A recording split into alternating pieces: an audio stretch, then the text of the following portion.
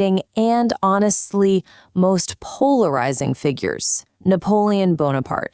Now, he's widely known as one of the most brilliant military commanders to ever live, a guy who's somehow managed to become the absolute most powerful ruler in all of Europe.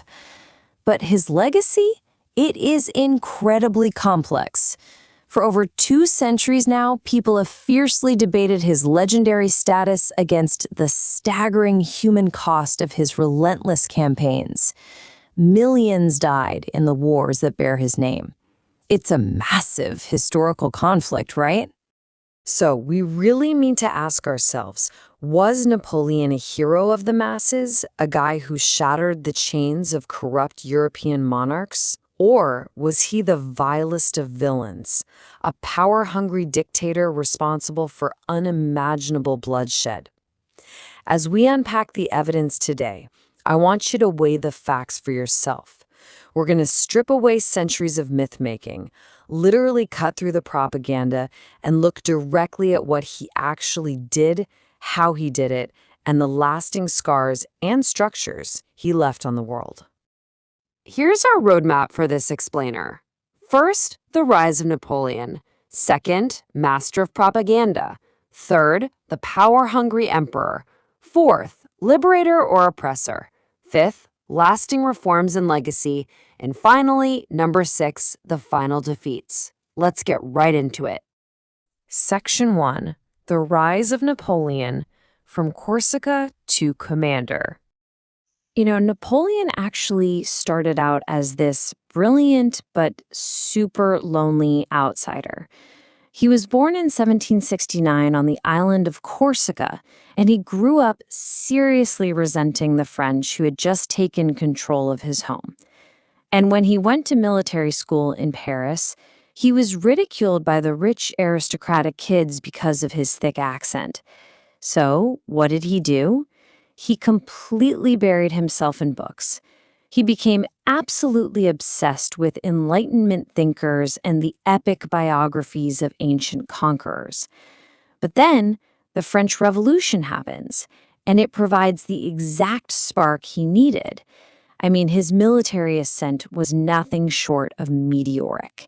In 1793, at the Siege of Toulon, a 24-year-old Napoleon pitches this brilliant artillery strategy that actually defeats the British forces.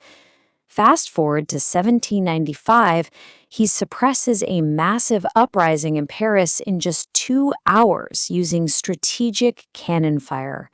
That earns him the rank of general at just 27 years old. He then takes this demoralized army of Italy and transforms it into a lightning-fast conquering force. By 1798, he launches a huge Mediterranean campaign to Egypt to block the British route to India.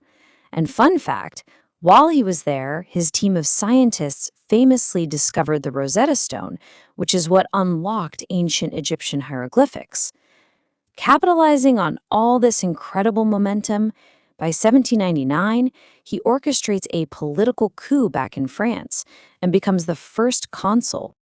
Moving on to Section 2, Master of Propaganda, Building the Myth. Okay, so here's the crazy part. Militarily, that Egyptian campaign we just talked about, it was actually a disaster. He secretly abandoned his own defeated army and snuck back to France.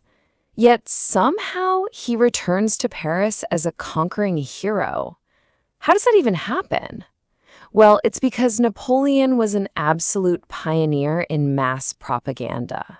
He built this massive machine to cover up his failures, directly controlling 6 different newspapers in France so he could totally dictate the narrative. We've all seen that majestic painting, right? Napoleon crossing the Alps on that rearing, heroic warhorse? Yeah, he commissioned that. The actual historical reality? He crossed those treacherous Alps days behind his troops, riding a very practical, very slow-moving mule guided by a local farmer.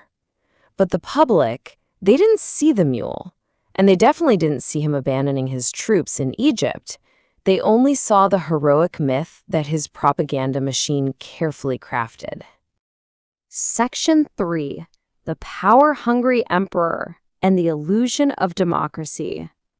So, having successfully convinced the public that he was their ultimate protector, a guy who transcended corrupt politics, Napoleon used the illusion of democracy to systematically grab absolute power.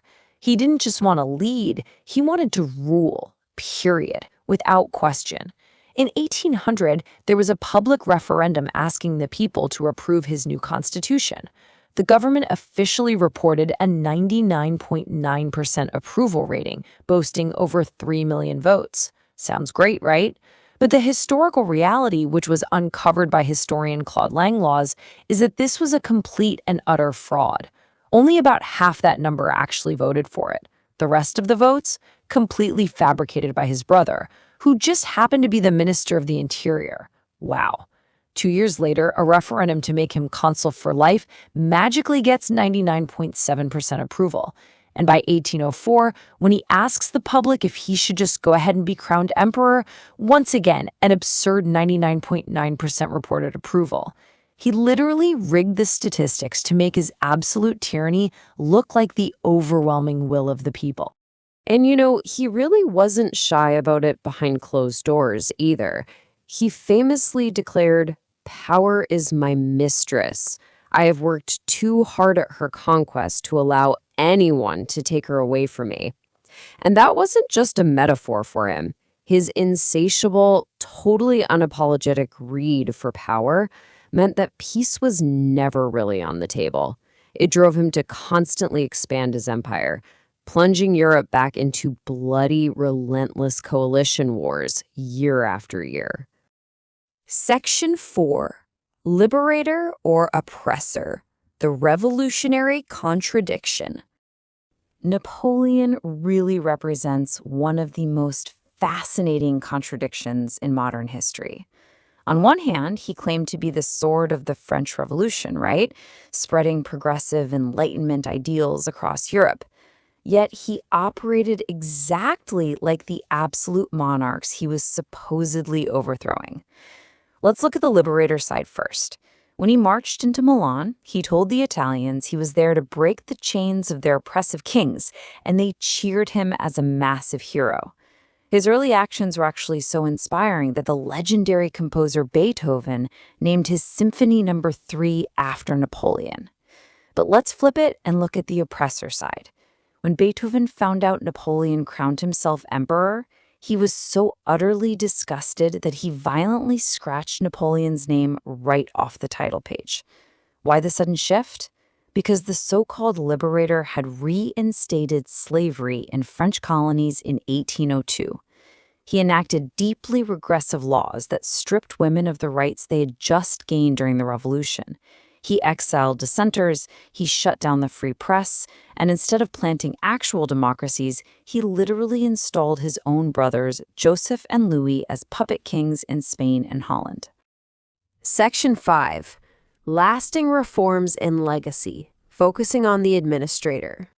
Yet, for all his dictatorial flaws and massive hypocrisies, we absolutely cannot ignore his huge impact as an administrator. Napoleon was surprisingly pragmatic. Unlike a lot of other notorious dictators in history, he didn't try to divide his populations using religion or community hatred. Instead, he completely overhauled and modernized the machinery of the state. He left behind a structural legacy that permanently shaped Europe. Take the Napoleonic Code of 1804. It provided a clear, written set of laws that abolished feudalism and established equal rights for men under the law. And that's a system that is still heavily influencing legal codes today. He also enforced secularism. He guaranteed religious freedom while permanently stripping the Catholic Church of its political power. On the economic front, he founded the Bank of France in 1800, which instantly stabilized a wildly chaotic currency. And he created a modern tax system that finally forced the wealthy nobility to pay their fair share. Plus, he centralized education by creating the University of France. And he physically modernized Paris. We're talking new canals, granaries, and 15 massive water fountains to ensure the city never starved. It was a total overhaul. Section 6. The final defeats. The true cost of ambition. Ultimately, all that new infrastructure and those brilliant legal codes, they couldn't save him from his own fatal flaw, his unending thirst for conquest. His relentless ambition ended up uniting almost all of Europe against him, and the timeline of his downfall is genuinely tragic. It all starts to crumble in 1812 when he launches this disastrous invasion of Russia to enforce an economic blockade against Britain. But the Russians, they simply refused to fight him head-on. Instead, they retreated, and they burned their own fields and cities to the ground in a brutal, scorched earth strategy.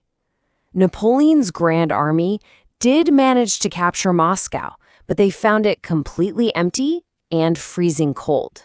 Starving and suffering in the brutal Russian winter, his army was absolutely decimated on the long retreat home. Sensing this massive weakness, a huge coalition of European nations banded together and crushed him at the Battle of Leipzig in 1813. He was forced to abdicate and was exiled to the island of Elba in 1814. But incredibly, he escapes. He returns